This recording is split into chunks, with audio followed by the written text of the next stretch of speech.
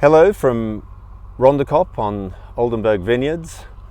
It's a really exciting day for us here. We're sitting here in between our Syrah vineyards at the memorial site just below the top of Rondekop, and we thought we're going to be releasing our Rondekop Stone Axe Syrah 2019, which is Nic's first vintage of this wine.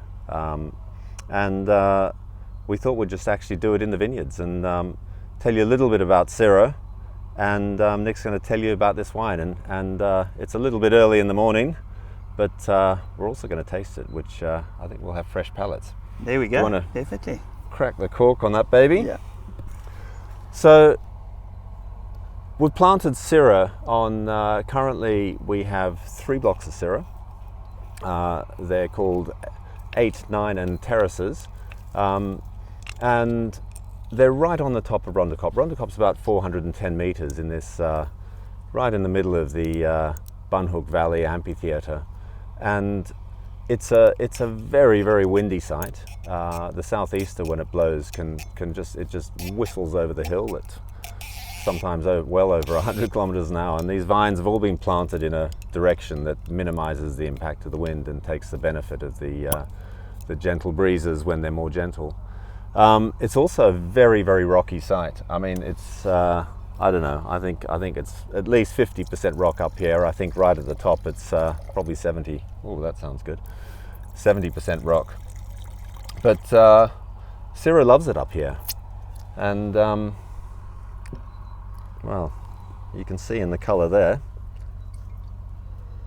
Nic, Yeah. what's tell us about this wine.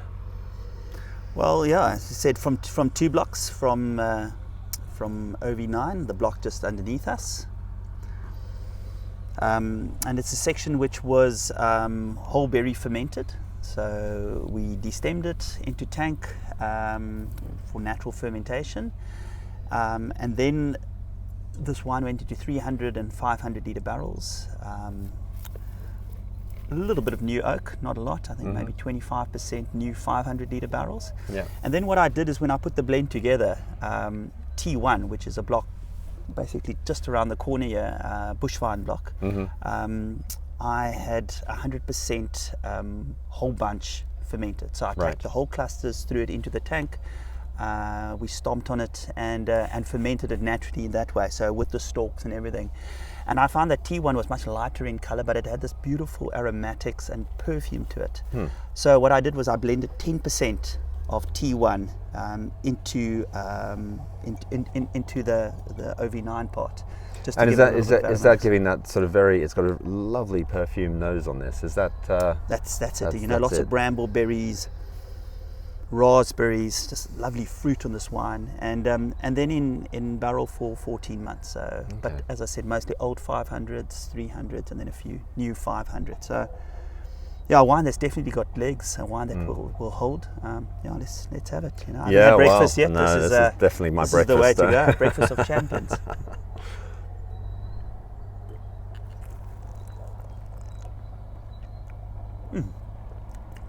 There's lovely fruit on the palate, you know, that lovely that raspberry that you're getting on the nose coming through on the palate. Nice powdery tannins coming from that little bit of whole bunch fermentation. I think, you know, a wine that, you know, can age for 10 years plus, but I think it's drinking pretty well now. My first vintage at Oldenburg, a very, you know, quite a cool year. Yeah, I remember. Cold vintage. We picked quite early. I mean, I think the wine's got an alcohol of 13.5%. So. I mean, we hadn't had too much rain there, but it had definitely been a wetter summer, unlike this one, right? Yeah. The rain started, I think, after we'd picked the Stone Axe. I think the cabs were more, and the cabs and the Merlots got a bit of rain, but this came off before. So Oh, this is really, really, really nice. I think a great vintage and a great wine to my first year at Oldenburg, and, you know, the inauguration of our new cellar. Yeah, I mean, it was a really exciting time. I mean, it's amazing that it's you know, it's your 4th vintage now. I mean, that's crazy, isn't it? Where has time gone? But Stone Axe, in terms of the name, we as we've gone through doing the soil prep at Oldenburg, it often kicks up stones, new stones that have been buried, and some of those stones are stone axes. And in this vineyard, we've definitely found several stone axes. They are dated from, I mean, I've heard 50,000 years. I've also heard 90,000 years and 150,000 years old. I mean, it's unbelievable. They're I'm getting goosebumps talking about it, but it's crazy because it's late Stone Age, and they're just these beautiful stones. So I mean, you can imagine these guys way back in the past, and they were sitting on top of Rondekop, probably feeling very safe because it's you've got this 360-degree view, and looking out for whatever they were looking out for. Sadly, they didn't have this. They didn't, but we're admiring this beautiful view in front of us of the Siemensberg, and I think on a morning like this, probably have a dassie or a small buck that they were roasting in front here. Yeah, I could imagine, right? Little braai. Yeah. There we go. That's where it started. See, they needed this. They needed this one. Yeah.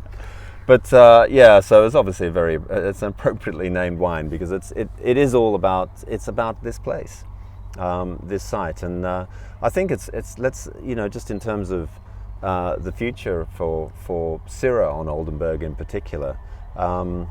What's your thinking there?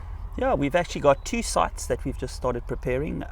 One right at the back of Rondekop, going down on the southeasterly slope. Probably an area where we've got the most granite coming through, where we have that purple granite that we get on Rondekop coming through. Yeah. It used to be our old Vineyard site. It got whipped by the wind, and the Vineyard wasn't doing great there. So we've now identified it as a cool climate site for Syrah, and we had an excavator go through in the week and prepare those terraces. And we're going to be planting Stokopalki or Echelay Syrah there. Lovely. So that will be happening. And that's protected from the wind. Once it's on that pole, it's a bit more resistant to the wind, and still gets the sun on all the sides. Exactly. But it's going to be a little bit of a cooler slope. Where we are at the moment, this is more northeasterly facing, almost northerly facing. Yeah. So a warmer site. So it's going to be nice to have a cooler site. Syrah. We'll try some different clones there. And see how that works. And then we've got another site which also runs more on the southeasterly, slightly lower down, which is also being prepared now. We've put out the lime there, got the pH of the soil right, and also preparing that also for more Stokopalki, Echelay, Syrah. So we're really focusing and putting the future on Syrah, and we've got some lovely new plantings that are going to kick in. So I can't wait to work with those fruit. But now we have these old boys in front of us. I mean, how old is this vineyard, Adrian? This was planted in 2004.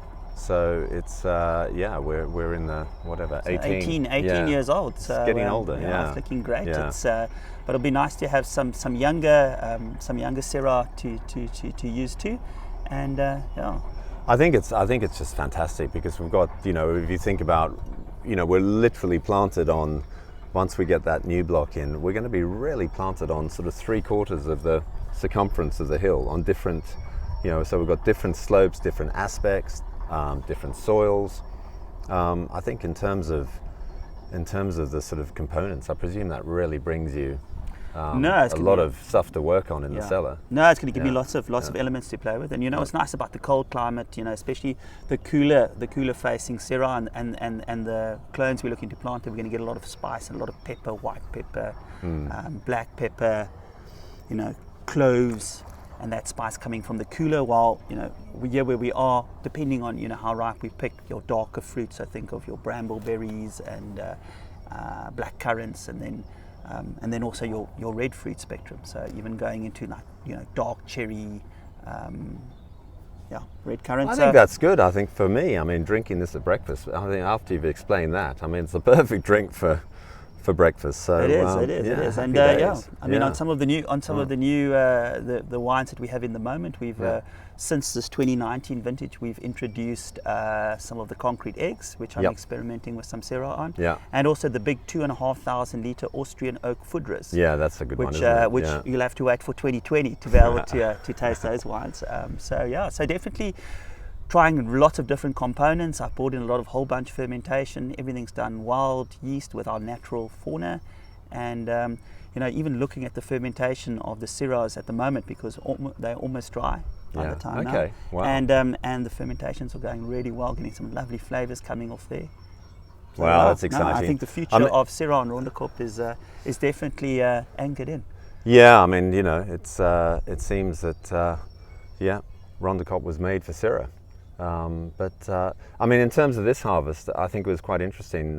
You know, with Christo getting involved in the vineyards, I think we're harvesting 7 times, going through 7 different parcels off these blocks. Yeah, we've really walked I mean, Chris and I have really walked the rows, tasted, marked off the differences we're tasting, and we've done a lot of very small picks. Mm-hmm. So quite a few picks just in small little white bins, these little half-ton bins, fermenting that we plunge by hand.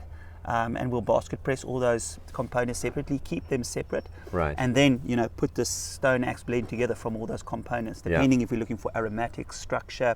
We've also picked at different ripenesses, starting at about 13% alcohol, going all the way up to almost, you know, 14.5, just above 14.5. So we've got some you know, structure, so spectrum of flavor and structure, and then, you know, from 30% whole bunch fermentation to, you know, no whole bunch fermentation. So a little bit of everything. Wow.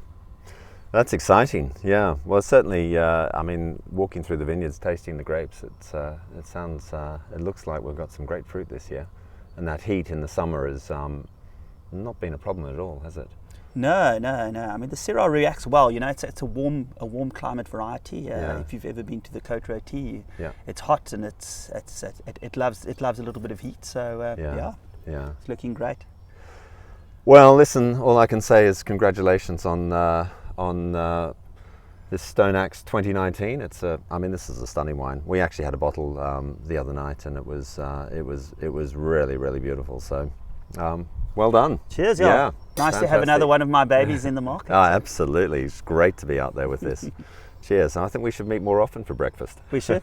Okay. Lovely. Cheers.